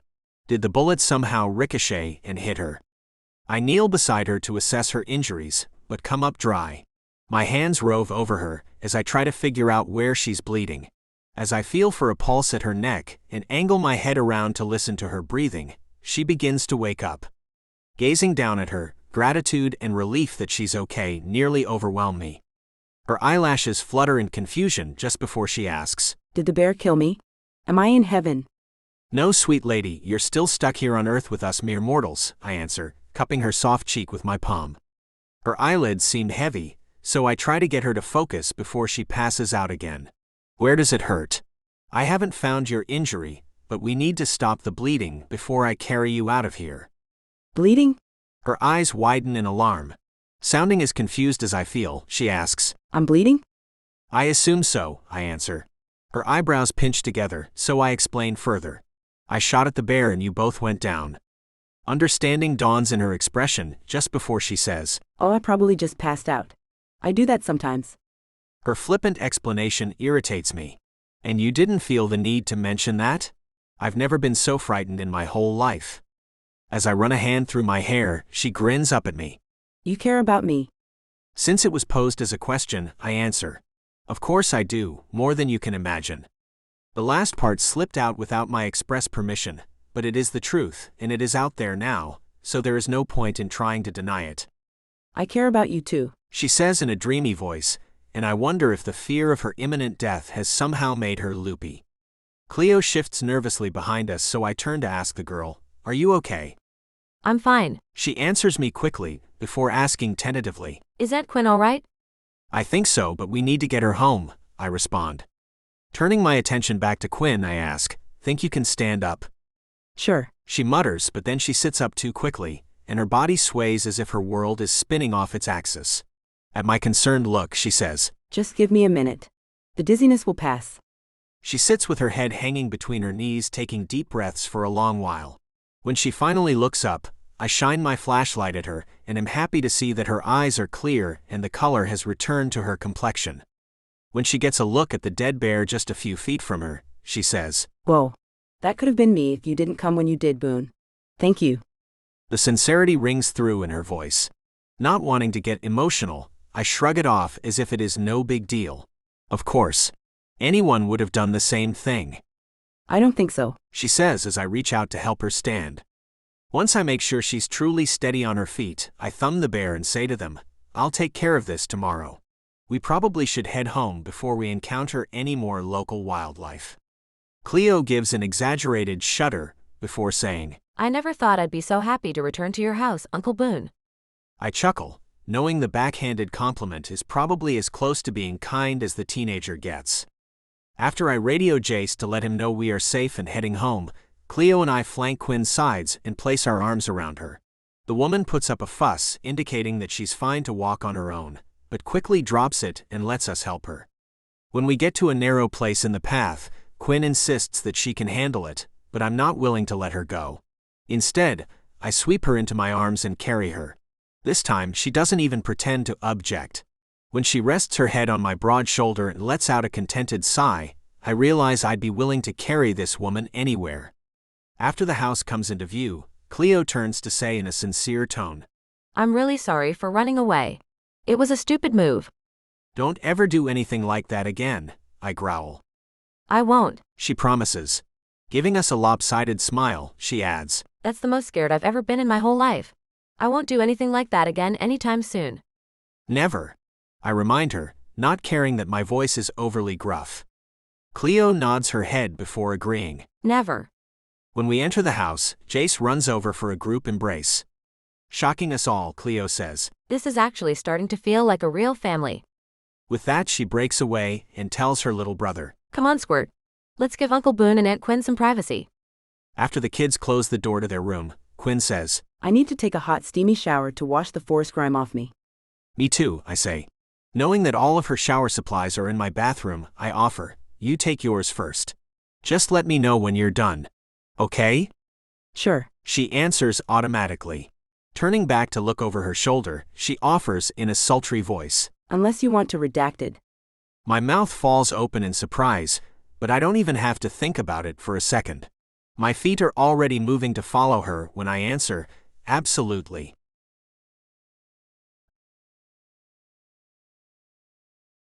I almost can't believe I was bold enough to invite Boone redacted with me, or that he so quickly and enthusiastically agreed to join me. This night has already been full of so much drama and surprise, but I have the undeniable sense that it's about to shoot off the charts. As I purposefully sway my hips and saunter into Boone's ensuite bathroom, I hope my sachet looks flirty rather than desperate. From his fiery gaze that blazes up and down me after he kicks the bathroom door shut behind us, it sure feels like he finds me to be desirable. Sheba lets out a high-pitched whine at being locked out of the bathroom, but after Boone firmly tells her, No, she quiets down. He reaches in to turn on the shower spray, never taking his intense gaze off me for a moment. I bite my lower lip, suddenly nervous. Deciding I'm in too deep to back out now, I pretend to be confident as I redacted. Boone's gaze locks onto my redacted. I watch Boone's chest rise and fall as he openly peruses my upper half. My redacted. When his eyes flick down to redacted. Slowly and deliberately I redacted, then I force my gaze back up to lock with his. His Adam's apple bobs as he swallows and takes in the sight of my redacted. In a gravelly voice he says, I've never wanted a strawberry so much in my entire life. I'm confused for a moment. It's an odd time for him to bring up a fruit craving. Glancing down, it hits me. My bikini underwear has cute little strawberries dancing across them. They aren't exactly the height of fashion, but I like having something fun hidden under my clothes, I reveal. You're full of surprises. He murmurs appreciatively. Grinning up at him, I ask, would you like to have strawberries for dessert? Why wait? I'd rather have them as an appetizer. He growls in the hottest voice I've ever heard. With that, he redacted. By the time he redacted, I turn to lean back against the sink. Good idea. He murmurs as he lifts me onto the ledge. Redacted, knowing that this man is getting ready to shift my world completely off its axis. He trails kisses along redacted. I giggle as his beard brushes lightly across my tender skin. That tickles. My voice comes out in a squeal. Want me to stop? His deep voice rumbles against redacted. No, I say adamantly. In a quieter voice I add, never. Should I shave? He asks. I'm touched that he would even think to offer to shave his beard for me, but his facial hair is super hot, so I answer, no, I like how it looks and feels. He murmurs, making my skin hum with electricity. When he redacted. Soon I'm lost in sensation redacted. As I slowly float back down to earth, Boone stands up and takes my hand to help me down from the sink. My legs are shaky as he slides open the shower and guides me into the hot water spray. I lock my gaze on him as he lifts his shirt over his head, revealing tight, flat abs and defined muscular shoulders. The manual labor required to live up here definitely agrees with you. You're impossibly firm and irresistible, I tell him in a scratchy tone. You're the irresistible one, all soft curves and lush beauty. He tells me as he redacted. My eyes are locked onto redacted. After catching sight of my desirous gaze, Boone gives me a knowing grin before redacted. He sucks in a breath through his teeth. Redacted. Feeling powerful that this impossibly desirable man could redacted because of me, I grin up at him and redacted. I miss your sweet touch. Distraction is going to be key. He murmurs near my ear as he redacted.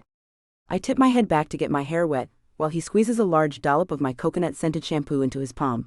After rubbing his hands together, they dive into my hair. My mouth falls open as he massages my scalp.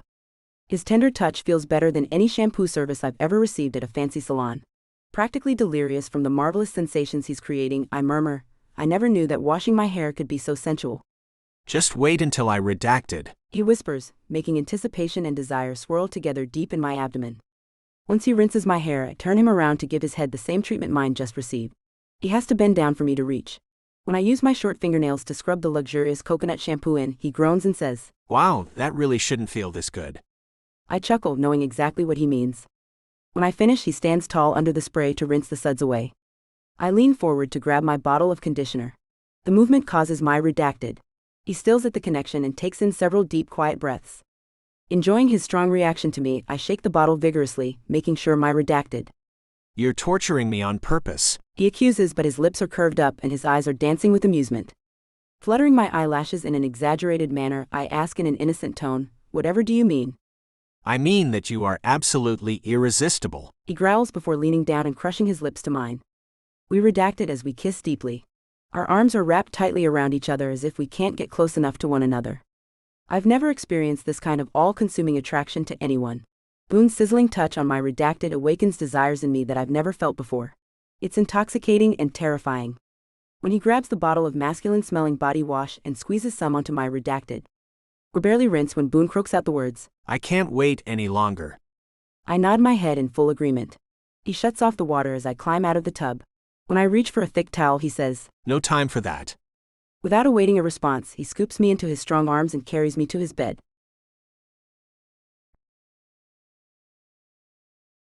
We are both dripping wet, but I don't care. Keeping my bed dry is the last thing I'm concerned with at the moment. I need to redacted. Right now. As I carry her to my bed, she drops kisses along the side of my neck. The woman is so redacted. When I sit down on the side of the bed, Quinn redacted. She places her palms flat on my chest and gives a light shove.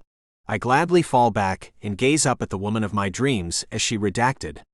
We lock eyes and with aching slowness she redacted. She leans over me, so I redacted. She sits up and I reach out to redacted. Redacted. Soon I'm lost in her as redacted. In a demanding, gravelly tone I barely recognize as my own, I say, Give me all of you. Redacted. My breath comes in shallow gasps as I watch her. Like a beautiful wet angel, she tosses her head back, allowing her long red hair to fly back like a radiant halo. Redacted. I've never seen anything as lovely as when Quinn redacted. Her eyes are filled with wonder as she redacted. You're mine, I grunt, not caring if I sound like a caveman. She murmurs in a dreamy tone. Say it, I demand, needing to hear the words fall from her lips. I'm yours, She says agreeably, leaving no doubt in my mind that I have completely rocked her world. She's as relaxed as a bowl of warm noodles, so it's easy to redacted. I redacted that makes her eyelids drift closed. She grabs redacted as the world begins to spin around me. Redacted. I'm still redacted when she says in a quiet voice, You're mine. Yes, I whisper near her ear. Normally, I would balk at a woman staking her claim on me, but this particular woman has a mysterious power over me. For the first time in my life, I want to belong to someone else. I want to be hers. Forever. I wake up just as the first rays of sunshine are beginning to slice across my bedroom. Quinn is sprawled across me in my bed like she owns us both. I find that I don't mind her physically staking her claim in the slightest. In fact, I rather like it. Sheba lifts her head as soon as I begin to stir. The wolf slept on the floor beside the bed, which I'm sure she wasn't pleased about. After gingerly extricating myself from Quinn's grasp, I smile down at the beautiful woman. Her long red hair has dried naturally, so it is wild and unruly just like the woman herself. Normally she straightens her locks into sleek submission, but I like seeing the naturally curly tendrils poking out in every direction around her beautiful face. Once I use the restroom and get dressed, I give Quinn a soft kiss on the cheek, being careful not to wake her. I hastily scribble a note and leave it on the pillow beside her, and head out with Sheba following right behind me. As I walk outside to my truck, I find myself whistling a happy tune. The sooner I gather some friends and take care of the bear carcass in the woods, the sooner I can get back here to Quinn and the kids. I'd never thought I wanted to be tied down with a family, but last night with Quinn shifted my entire outlook on life. Now, I can't imagine living here without her. My life had been fine before, but everything feels better with her by my side. Staring at my cabin in the truck's rear-view mirror as I head out toward the road, it dawns on me that some subconscious part of me must have always wanted to settle down with a family. I wouldn't have built a house big enough for all of us if I had truly wanted to live out the rest of my days as a loner. A small one-bedroom place would have been sufficient for a lifetime of living by myself. At the time, I told myself that I was building a bigger place to ensure a decent resale value, but even then, I'd known that this would be my forever home. I don't intend to live anywhere else. Ever. When Quinn and the kids first arrived, I'd thought they were a nuisance that I needed to get rid of, but now I see that they are meant to be here with me. Perhaps my brother knew what he was doing when he forced his kids into my life. We are supposed to become a family. Now the only challenge left will be convincing Quinn to stay. No problem. Right?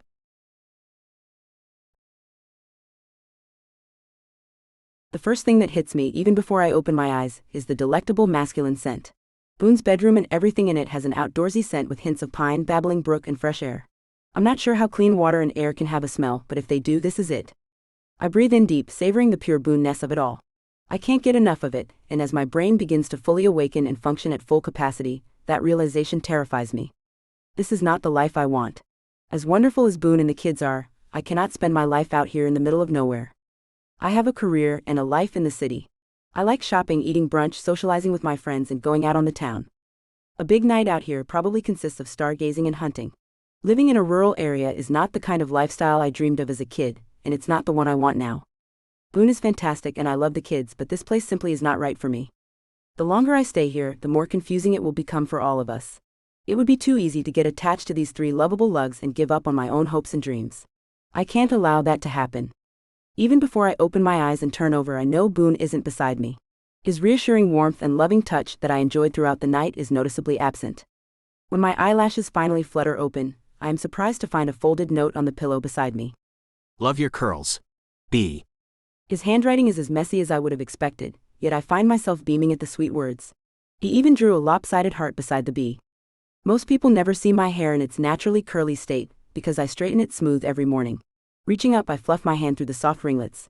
Something deep inside me warms at the idea of Boone seeing me like this and approving of the look. As soon as I realize that I'm grinning like a maniac, the smile falls from my face. This over-the-top reaction to a quickly scrawled 3-word note with a heart is precisely why I need to get away from here now, while I still can. Boone is making it too easy to fall for him, and if I do that, it will be that much harder for all of us when I return to the city. It's best if I leave before any of us become even more attached. I get dressed and put on my makeup but can't bring myself to straighten my hair. Knowing that Boone noticed and likes my curls makes me want to keep them, at least until I get home and return to work. As I'm zipping up my overstuffed suitcase, Cleo raps on the bedroom door. Aunt Quinn? Jace and I found a spot with cellular serve. The teen's voice breaks off mid-word as she barges into the bedroom without waiting for my response. Her eyebrows instantly snap together and her voice sounds on the verge of being screechy with panic when she asks, You're leaving?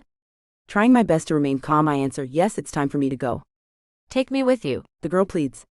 Jace moves into the doorway beside his sister. In a tiny voice he asks, You guys are leaving? Can I come with you? No, I answer without thinking. When the boy's expression crumples, I quickly rush on. I'm not taking either of you with me. Your parents wanted you to live here with Uncle Boone. That's what they believed would be best for you, and I won't go against their wishes. But you promised you'd be there for us. Cleo accuses me. And I will, I answer, hoping she can see the sincerity in my gaze as I add, you can call me anytime and I will always do anything I can to support you. From the city. The teen sneers. Flailing her hands in the air, she adds, That might as well be 1,000,000 miles from here. It's not that far, I try, even though it really does feel like the other side of the world. Cleo's eyes flare with anger just before she yells, Fine. Abandon us in this rural armpit and enjoy your life. You can go back to your fancy apartment and you'll never have to think about us again. Hoping to make her see reason despite her obvious fury, I say, I promise to stay here to make sure you are safe with your uncle. It's clear that he truly cares for you and that he wants only the best for you. I have no qualms left about leaving you here with him, so it's best if I go now, before any of us get more attached. Just go. Cleo shouts before storming off to her room and slamming the door. Once she's gone, Jace's lower lip quivers. I stoop down and hold my arms out to him. The sweet boy runs into my embrace and I squeeze him tight. After pressing a kiss to the top of his head, I ask him, will you show me the special spot that gets a cell phone signal? Will you stay if I don't? He asks, sounding almost hopeful. No, I'm afraid I can't do that, buddy. I hate to dash his hopes, but it's better to hurt him a little bit now than to crush him later. In a dejected tone, he says, Follow me. I'll show you.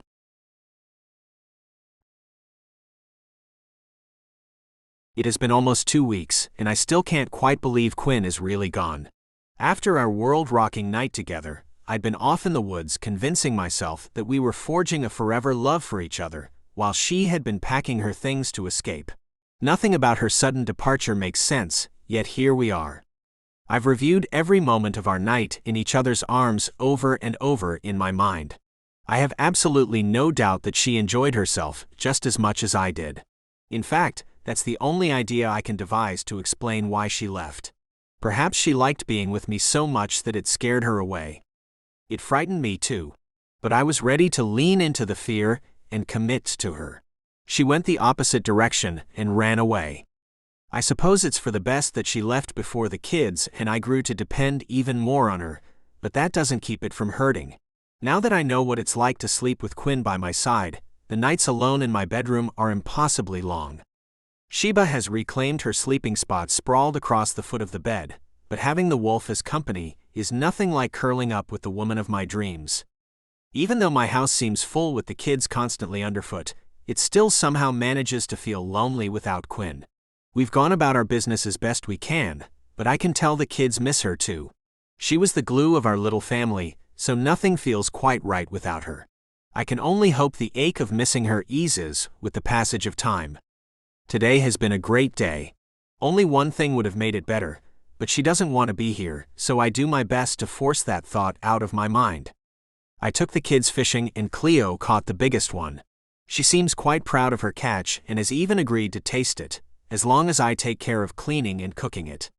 It's a giant leap forward for her to eat anything other than the secret stash of Doritos and Oreos she keeps hidden in her room, so I'm happy to prepare the fish for dinner. When we sit down at the table, Cleo takes care of pouring us each a tall glass of pink lemonade from the container. I'd special ordered the canister at the general store and paid a ridiculous delivery fee, but the smile on Cleo's face when she saw it more than made up for the extra cost and inconvenience. After taking a large gulp of her drink, the teen lets out a satisfied sigh and says, Ah, pink lemons really do make the best lemonade. Jace snorts with laughter at his silly sister. Shaking his head, he says to me, She believes in pink lemons? Cleo and I share a smile over the boy's head. We are just digging into our pan-fried fresh fish dinner when a knock sounds at the front door. Sheba, who has been sticking around the house a lot more since the kids' arrival, jumps to her feet and lets out a low growl of warning. "Easy," I tell her as I walk over to answer the door. After I fling it open, I stumble backwards, not quite daring to believe my eyes. And Quinn. Jace squeals before racing past me to launch himself into her arms. The woman stoops to hug him as she says, Hi, sweetheart. I've missed you so much. We've missed you too. the boy says. We have so much to tell you. She pulls back and gives him a warm smile before saying, I can't wait to hear all about everything you've been up to. When she stands, her gaze is drawn to Cleo. The teenager is hovering just behind me and staring at the ground. Holding her arms out toward the girl, Quinn asks, Can I get a hug? Without answering, Cleo rushes forward and wraps her arms around Quinn. Quinn's eyelids fall shut as she savors the rare moment of connection with the normally bristly girl. Almost as quickly as the embrace happened, Cleo pulls back and heads back over to her chair at the table. Finally, Quinn turns her attention to me. In a quiet, almost shy-sounding voice, she says, Hi.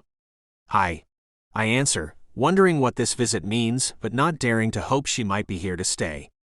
Can I come in? She asks me.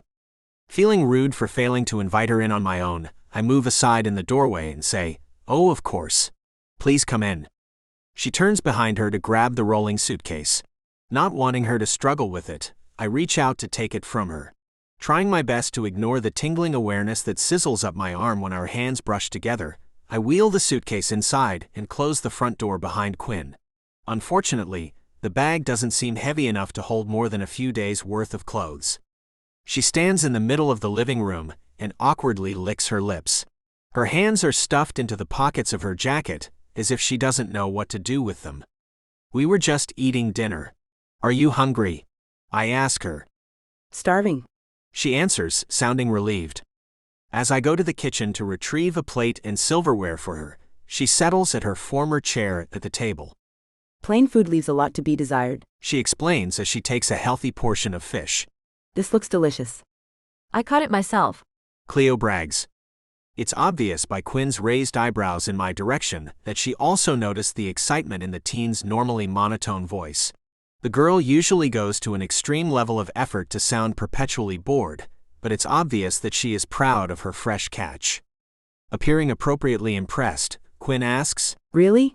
That's wonderful. After taking her first bite of fish, Quinn nods her head and weighs in with her mouth full. Cleo nods before saying, I think it tastes better when you catch it yourself. After swallowing, Quinn says, That makes sense, although I didn't catch it, and it sure tastes delicious to me. As Quinn glances around the room, she gasps at the sight of my workbench and the brand new shelves next to the fireplace. Turning wide eyes in my direction, she asks, Are those your carvings? Some of them, I answer, unable to hide the pride in my tone. I've been selling or trading them for a while, but those are the ones I can't stand to get rid of. They deserve to be out on display. She tells me in a sincere tone. He brought them out here so I could have the extra bedroom. Cleo reveals. Jace nods his head. Cleo moved out, so now I have a whole room to myself. That's great. Quinn weighs in. It looks like you're all settling into this arrangement and doing fantastic. A shadow is darkening her gaze, which makes me wonder why she would be disappointed that we are adapting so well to our new roles. Did she hope she would come back to find us all miserable? Does she want the kids to move back to the city with her? That last thought makes my heart hammer in my chest. As difficult as it has been to live without Quinn, since experiencing how amazing it is to have her in our lives, I'm not sure how I would survive without her, or the kids. Going back to the reclusive lifestyle, now that I used to enjoy so much, sounds like it would be extremely lonely. Not seeming to sense that anything is amiss, Cleo says, I can't wait for you to see my room. Uncle Boone put glow-in-the-dark stars on the ceiling that align with the real constellations. How cool. Quinn says. Her eyes take on a sparkle of mischief before she adds, I know how much you've always loved astrology. The kids share an amused look with each other before yelling in tandem. Astronomy. Oh right. I knew that. Quinn chuckles. My mouth is upturned into what must be a goofy grin as I watch Quinn interact with and tease the kids. It's so natural having her here with us, and it completes our newly formed family in a way that doesn't seem possible without her. Come here, I'll show you. Cleo says, already rising from the table. Quinn leaves her barely touched food to follow the excited teen to her room. Zooming behind them, Jace yells, After that, you can come look at my new bow and arrows, Aunt Quinn. The rest of the evening is spent with the kids, excitedly catching Quinn up on our lives since her departure. The woman listens with rapt attention, as if she is memorizing every detail. After I clean up the dinner mess, I sit on the sofa and listen quietly to their conversation. It's fun to hear about all of the adventures we've been on from the kids' perspectives. I didn't realize how much they love living up here until I heard the excitement in their tones as they share it all with their aunt. Finally, it starts to get late. The kids grumble about going to bed, but don't put up too much of a fight. Before Jace heads to his room, he asks Quinn in a nervous voice, You'll be here in the morning, right? I will, sweet boy. She reassures him.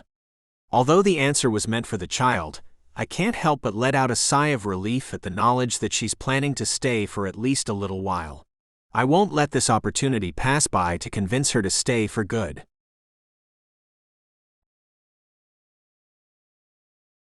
Despite how much I enjoy spending time with and catching up with the kids, I am relieved when they finally go to bed. I've been wanting to talk to Boone all evening, but this conversation deserves privacy. Once the kids are closed into their bedrooms, my nerves kick into overdrive. Trying to buy some time, I walk over to the shelves that display Boone's intricate carvings. I turn when he delivers me a glass of wine. You are truly talented. Thank you, He says, but I can tell by his intense stare that this isn't what he wants to discuss right now. After sitting on the sofa and curling my legs up underneath me, I take a sip of the chilled wine. Boone sits beside me and takes a larger gulp from his own glass. I'm relieved when he takes my glass and sets them both aside, since my nerves are making me feel shaky. I stare down at my lap, uncertain what to say. Eventually, Boone takes the lead.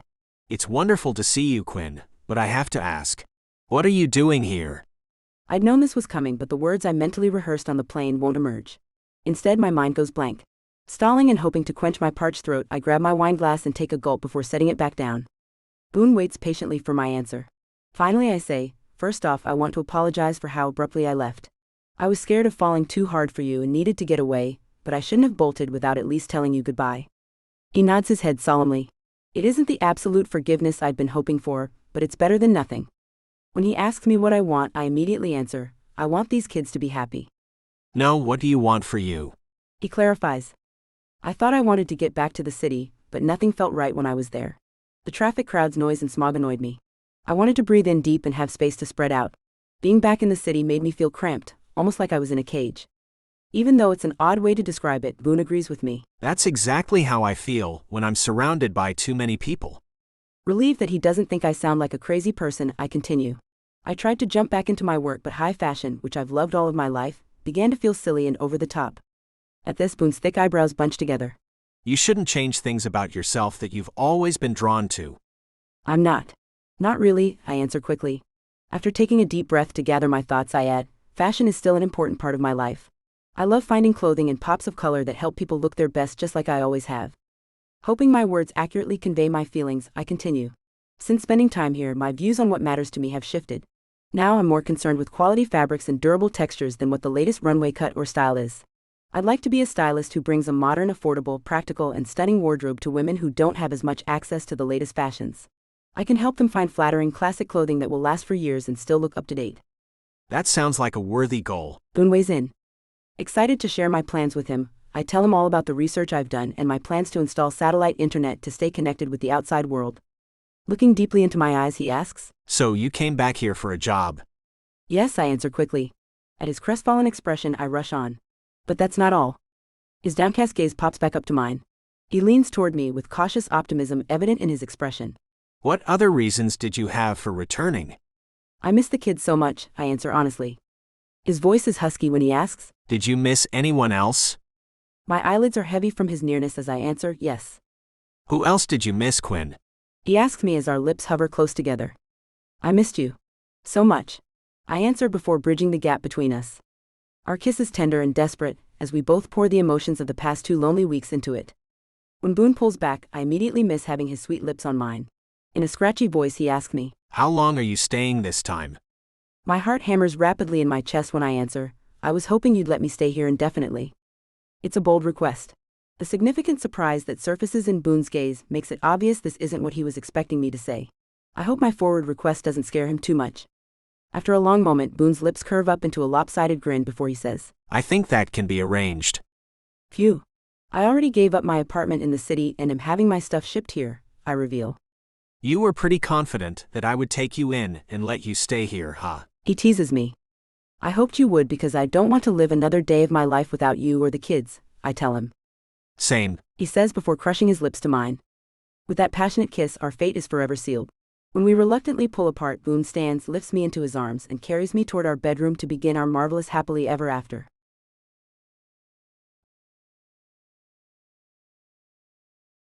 The four of us have settled into a comfortable routine, and we are truly beginning to feel like a real family.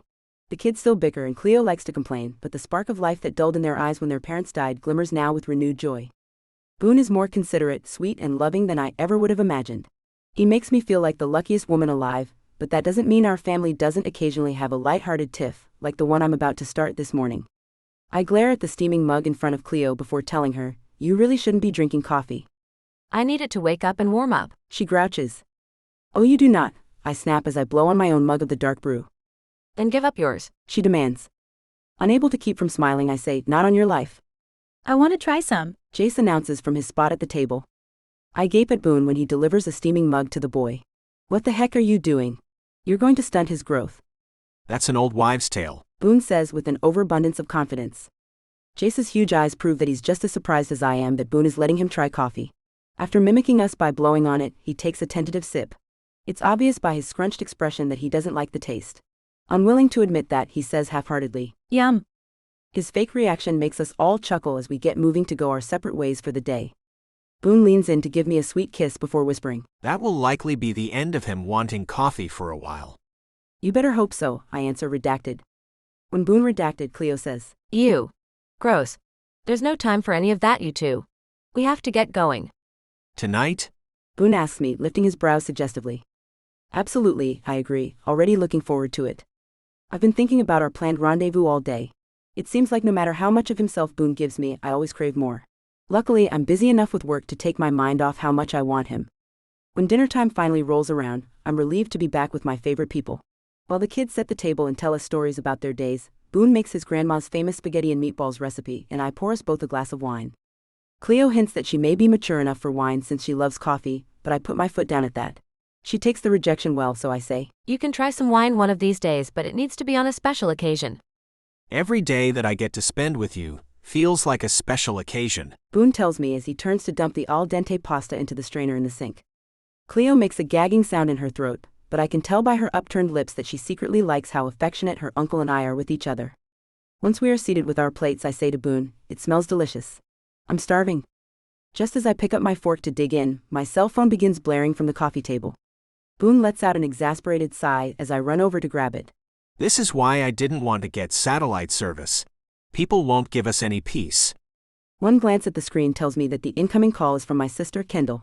Worried that something might be wrong since she rarely calls, I stab at the button to answer. I vaguely register Cleo's complaint that she isn't allowed to take any calls during dinner, but soon my attention is completely focused on Kendall's voice.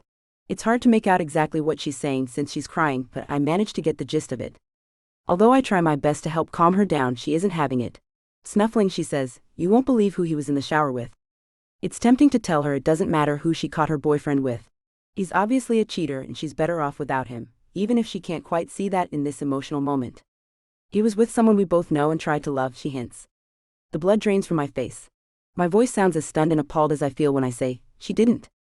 Oh yes. She did, Kendall says with finality. I do my best to console my sister, but I'm in too much shock to be very effective. After we sign off the call, I head back over to the table. Everything okay? Boone asks, obviously in tune with my emotions. I nod my head, but when I speak, the words sound disconnected from my body. Apparently, there's been a big online data breach while we've been out of the loop up here. I always knew something like that would happen, Boone says. When I stare at my plate and swirl my spaghetti around my fork, Boone says quietly, Sorry, didn't mean to interrupt you. Someone sent my sister incriminating evidence of her boyfriend's direct messages with other women. When she went over to his apartment to confront him about it, he was in the shower with someone else. Oh, that's awful, Boone says, sounding sincere. That's not the worst part, I hint. All three sets of eyes around the table are gawking at me. I'm not sure if this is something I should share with the kids, but I'm in too far to back out now. Diving in with both feet, I say, her boyfriend was in the shower with our mother. Cleo's fork clatters to her plate. Well, that's messed up. All three of them are gaping at me, looking as full of disbelief as I feel. I want to change the subject, but I'm not sure what to say. Boone fills the silence by saying, When I lived in New York, I ran around with a guy who secretly slept with 2 sisters, but I've never heard of anyone cheating with a girl's mom. It's our turn to gawk at him. Cleo is the first one to find her words. Did you live upstate? No, in the city. He answers as if this is common knowledge. You used to live in the city and you chose to move here? The teenager sounds as stunned as I feel as I try to picture Boone living anywhere but this cabin. Yep. The only thing I miss is the pizza. I used to go to a little pizza shop around the corner from our apartment, called Cousin Louie's. They had the best pies. We love Cousin Louie's. Jace weighs in with his voice filled with awe. You've been there? Boone asks. When the three of us nod our heads, he hints. You might be able to convince me to take a vacation to the Big Apple, one of these days, for a slice from Cousin Louie's. The kids are super excited by that prospect. Sounding pensive, Boone says, You all really miss living in the city, huh? Sometimes, I answer honestly. Reaching over to put my hand on Boone's, I say, but so many amazing things about this place more than make up for it. Really? Boone asks, sounding hopeful. Cleo surprises us all by reassuring him.